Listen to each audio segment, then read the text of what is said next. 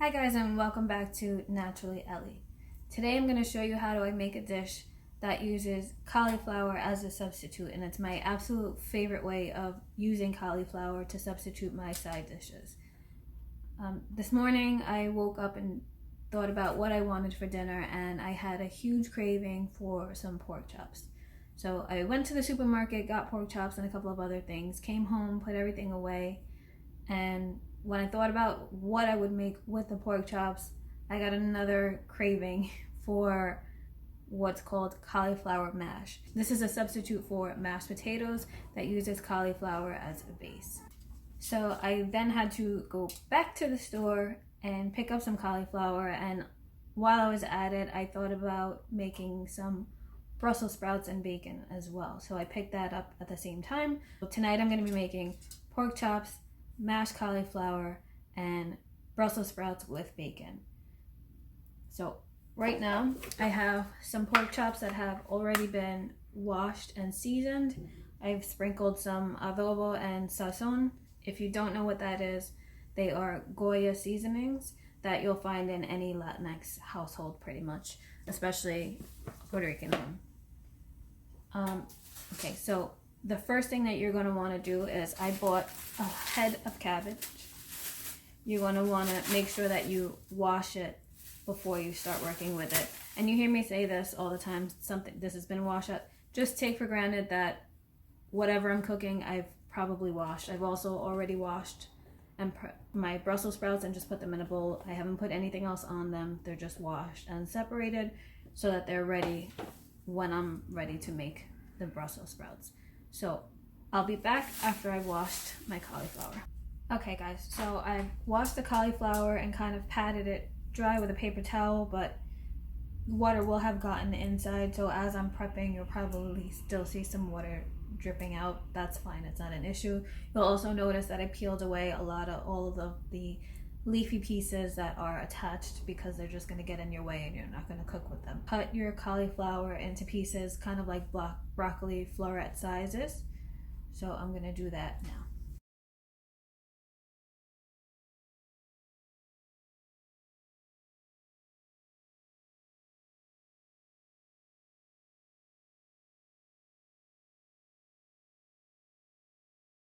Okay, so as you see, I have the stemmy part that I'm not going to use. This can go in the garbage. Most of the pieces are pretty big, so you can cut them down a bit smaller, and then we're going to roast it. So I'm going to finish prepping the cauliflower and I'll come back when I'm ready to roast. Okay, so I've finished breaking up my cauliflower into smaller pieces. It can be a bit messy. Also, as you're breaking it apart, you might see some more leafy pieces inside. Just peel those off and put them aside to be thrown out afterwards. So what you're going to want to do in order to roast them is you want to get a cookie sheet and line it with some aluminum foil. To that, I'm going to add some olive oil. Any olive oil works. I use different brands depending on what's on sale. It's not a big deal. Now, some people may put the olive oil directly on the cauliflower and kind of toss it with seasonings. I like to put mine on the tray and use the back of a spoon to kind of get it smoothed out and nice and evenly distributed. So I have my spoon and I'm going to go ahead and just evenly distribute the olive oil that I just put on my pan. Okay, so that's pretty nice and evenly distributed. One thing I will note about the olive oil, I do not use Goya olive oil just because it has a very strong flavor. So you want to keep that in mind for your food. If you don't mind the flavor of the olive oil, then go ahead and use that one. But I usually use light virgin oil, not extra virgin oil, because that has a lighter flavor. It won't leave too much of a flavor on your food. And in this case, I just want to use it to get the cauliflower a nice golden color. So now that the oil is evenly distributed, we're going to go ahead and lay our cauliflower out. And it's okay if you have some bigger pieces. Eventually it's all going to get processed in the food processor. Now what you do want to make sure is that it will lay a bit flatter. So if the piece is a bit round, then break it up a little more so that you'll have a flat side to lay it on.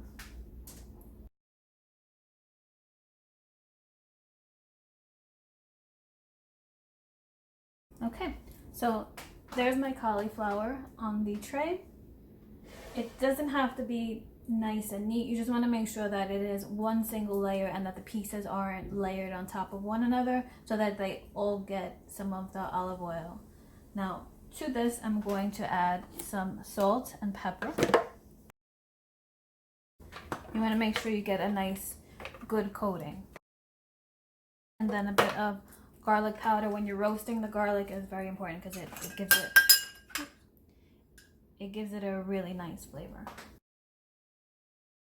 Okay, and then you just want to go ahead and drizzle a little more olive oil on top so that there's olive oil on both sides of your cauliflower. And what this does is it gives your cauliflower a nice golden color. So my oven has already been preheated. I have it at 400 degrees, and I'm going to go ahead and put my cauliflower in the oven. And you're going to want that to cook for about 20 minutes or so, and then you're going to come and check it and maybe flip some pieces over, especially some of the bigger pieces, so that they both sides get a nice even color.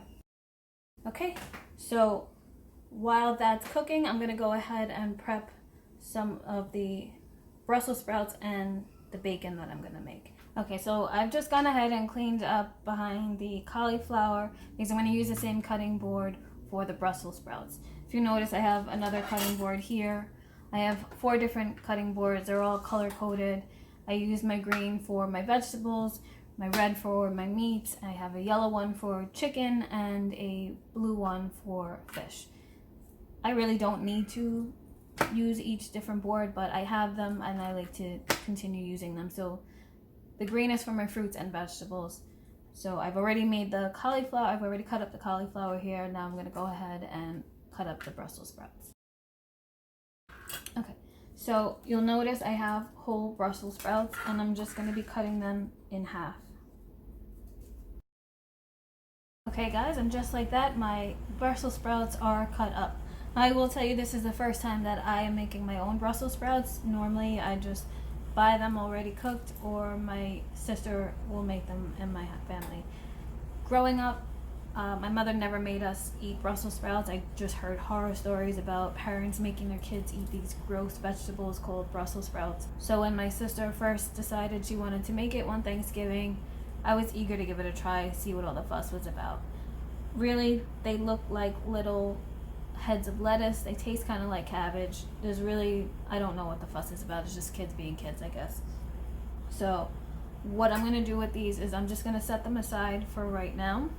And I'm going to go ahead and cut up a few pieces of bacon. Okay, so as you can see, I just took 2 strips of bacon and then just cut them into little slices, little pieces, so that I can put them with the Brussels sprouts. Now, I like to reduce my mess as much as possible, so what I'm going to do is use the same tray that I've used for the cauliflower. So I'm going to wait until the cauliflower is fully done before I do anything further with the Brussels sprouts and the bacon. Now, as I said, I've never made Brussels sprouts before. I'm not following any kind of a recipe. That's the kind of cooker I am, or the kind of chef I am in my house. I've been known to concoct things just by eye, just the things that I know that I like flavor-wise. I just kind of toss some things together, and honestly, the things that I concoct usually turn out to be my family's favorites. So while we're waiting for the cauliflower, I'm going to get started on my pork chops. So as you can see here, I have a cast iron griddle on my stove here. It's already been seasoned and it's kind of cooled off a little. It's still kind of warm, but it's cooled off a bit. So I'm going to get this started so that I get a nice even heat. And as I said, I have my pork chops here already washed and seasoned with adobo and sazon. So I'm going to let the griddle heat a bit, And then I'm just gonna put the pork chops on there. Again, not following a recipe. I don't know exactly what I'm gonna do with them. The sazon is a nice strong seasoning, so you may not need anything else. But in case, I do have another fresh batch of herb butter, which I've shared the recipe on another video. I can share it again down here. Or if I feel like the pork chops are missing something after they're made, I'll just put a little bit of the herb butter on them at the end. Okay, so I will be back. Okay guys, I'm back. My griddle should be nice and heated. I can see some smoke coming off of it now, so that's pretty good. I just took a minute to, oh, there goes the first round of cauliflower. So I just took a minute to unload my dishwasher and kind of clean up some of the stuff that I can clean up now in between while I was waiting. So I will take the first pork chop. You can see they're nice thick pork chops. Yes.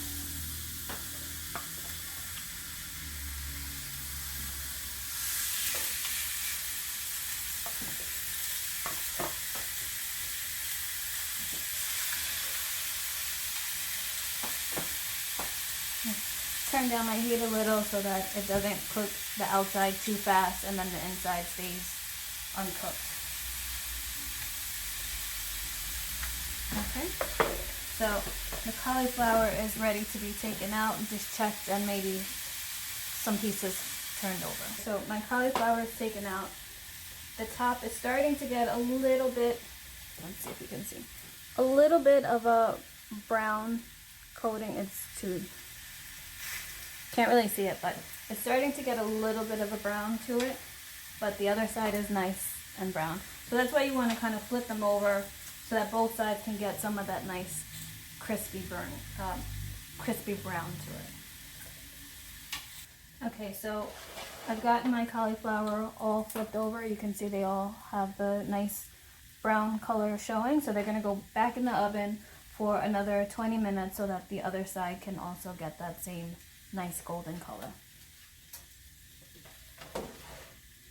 Okay guys, so there's still just a few minutes left on the cauliflower, but the pork chops are ready to be turned.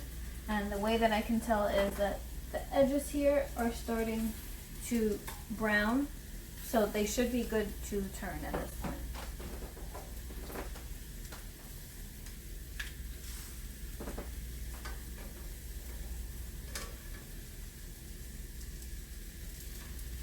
Okay.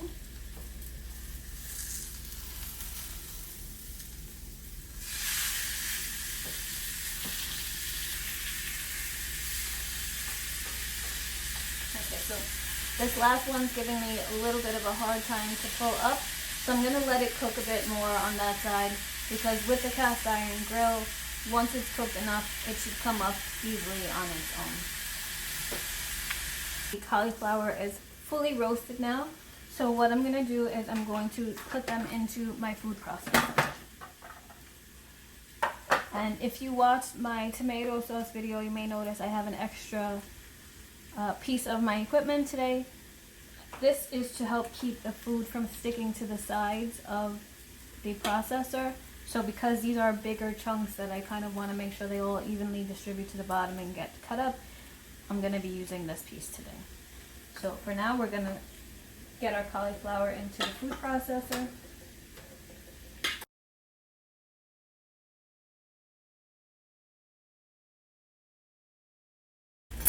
Okay, so now the cauliflower is in there. Normally I would just get straight to making that, but as I said, I will be making some Brussels sprouts and bacon in the same tray, so I want to get that started before I get to the cauliflower. So I'm just going to put the top on here. I can get this in. Okay, so I'm just going to put the top on there so that my cauliflower doesn't get cold while I'm doing everything else.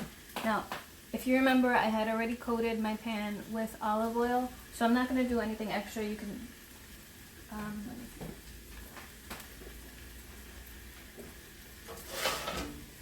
see. You can see it's still shiny because it's got olive oil still coated on there, and there's still bits of the seasoning from the cauliflower on here.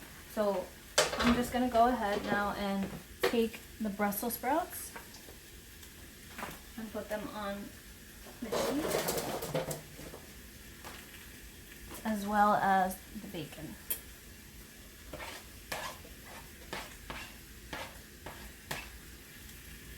Okay, and then I'm just going to do the same thing I did with the cauliflower, and I'm just going to drizzle a little bit of olive oil and then season with some salt and pepper. Now you want to keep in mind, in addition to the olive oil that's already there, the bacon is going to release its own grease and add some more moisture into the pan. So you just want to make sure, again, that you get a nice flat layer. You don't want them on top of one another.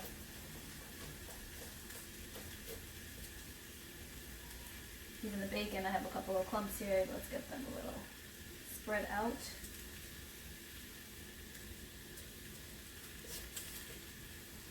And I did not turn off the oven, so it's still already preheated from the cauliflower. Okay, so I'm going to go ahead and put this in the oven now. 20 minutes is usually my magic number, so I'll go ahead and put it for 20 minutes.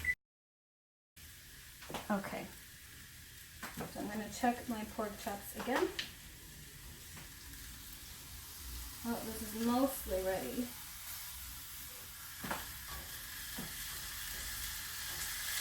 So, because the way my middle grill works, the burner is directly in the middle.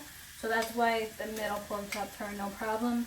Most of this side of the pork chop is ready, but that outer edge of it is still sticking to the cast iron. So I'm going to leave it a little longer and see if we can get that up without having to yank it up. So now going back to the cauliflower, we have it in the food processor. To this, I'm going to add some heavy whipping cream. You can add milk if you want. I'm using heavy whipping cream because that's what I have. I no longer buy milk. I only buy heavy whipping cream or almond milk. And some butter. And you're going to want to season this the same way you do, or prep it the same way you do your mashed potatoes. The only difference is, because you've pre-roasted it, you're not going to need to add any salt or anything to this mixture right now. So I like my mash nice and buttery, so I'm putting a lot of butter in there. So now put the lid back on, snap it in place, and now we're going to turn this on until we get a nice smooth texture. Again, as I said, I have an extra piece in here this time, so basically as it's going, if I see chunks kind of rising up, I just turn this little lever up here and make sure that it stays off of the edge and falls down into the middle. Okay, here we go.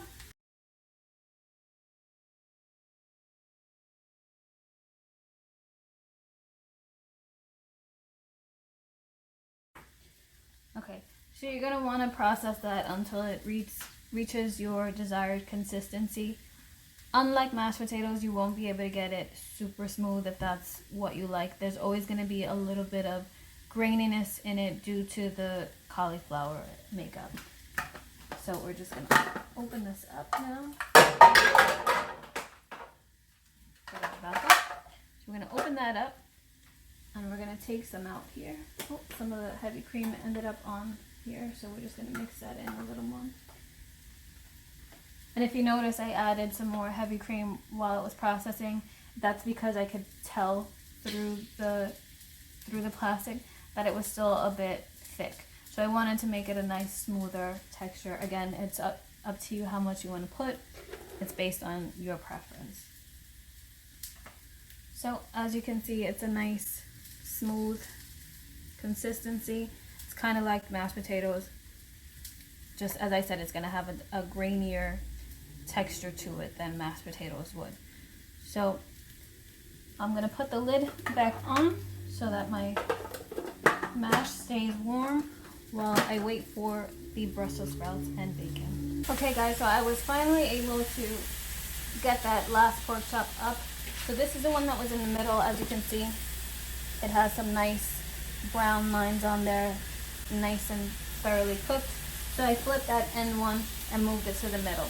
Now this one here, while it's cooking and it's easy to pick up and you can kind of see the lines aren't being browned as much. Again, it's because of the way my oven is set up and the burner being directly in the middle.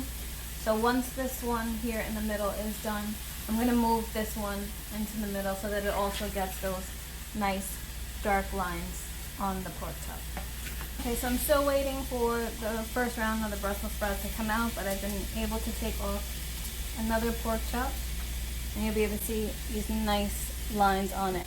So I've taken the one that was here in the front and I moved it now to the middle to try and get those same nice lines and make sure that it's cooked all the way through, because I still see some of the end here is a bit red because it was here on this colder part of the cast iron. So the Brussels sprouts just came out of the oven. They're not quite ready yet. They will need to be tossed a little bit. One thing I thought of is I could have cut up some garlic cloves and put it in there to give it some extra flavor. I didn't do that. So I'm just gonna toss this now and then sprinkle some garlic powder on it to give it some extra flavor.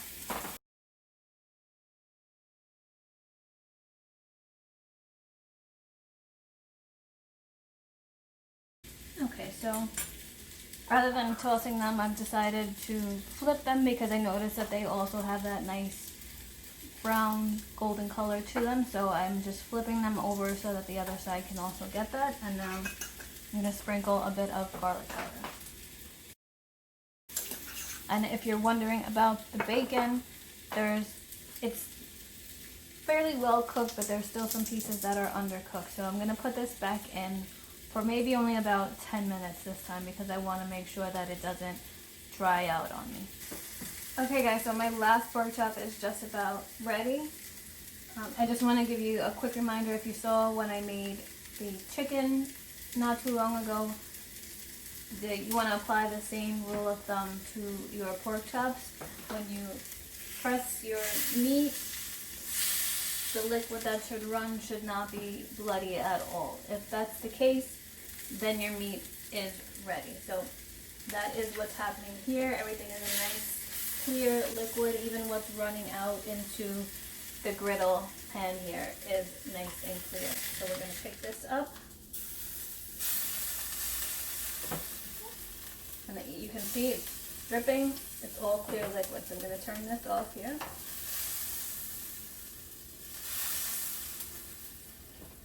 And you'll see that those nice lines that I mentioned. Okay, so that's what you're going to want to do for your pork chops. If you notice, I've already dismantled my food processor. That's because I've plated what's going to be eaten and put the rest away. That's a quick tip so you have less mess to clean up once you're ready to eat. As far as my cast iron, you don't want to wash out with soap. You don't want it to cool completely. So I'm going to let it sit there and cool a bit. And then I'm going to run some hot water over it. And I'm going to scour it with my silicone pad or the back of my sponge, the rougher side of the sponge. You don't want to use soap and you don't want to use something like Brillo. You also don't want to use cold water on a hot cast iron pan because it can crack. So again, I'm gonna let this sit here and cool off a little bit, just enough so that I can actually handle it while I'm cleaning it. And the Brussels sprouts should be ready in just a few minutes, so I'll be back. Okay, so I've just taken the Brussels sprouts out of the oven. I actually only left it for about 8 minutes, not 10 minutes, because I took a peek at them and there's still a nice amount of moisture to them. As I said before, I don't want them to dry out. So they're looking pretty good right now, nice and golden, but still full of juice, not too dried out. Okay guys, so here is the finished plate. We have the pork chops, the mash, and the Brussels sprouts and broccoli. Now, if you follow me on Instagram, then you'll have noticed when I caption my pictures, I say it may not be pretty, but it's full of flavor. So I really don't care about plating too much. I've been to places where the plating is beautiful and the food is disappointing. So I'd rather that my food not look as beautiful as long as it's full of flavor. Now just a few little housekeeping items or tips to help you with cooking. As I was cooking, I made sure to clean up the dirty dishes and the messes that were being made on the counter. There's nothing worse than sitting down to eat and wanting to rest and just thinking about that mess in the kitchen that you have to get to. So if you just keep cleaning up in between, there's a lot less to do. At this point, my dishwasher is loaded with all of my dirty dishes, and I just have to attack that cast iron skillet after I've eaten. You may also notice that every time I do a cooking video, my hair is up in a bun. There's nothing worse than finding hair in your food. So keep your hair out of the way. The other tip is, once you've served everyone, any excess food you should put away right away. This will do two things for you. One, if you're trying to watch your weight, it'll reduce the chances of you going back for seconds.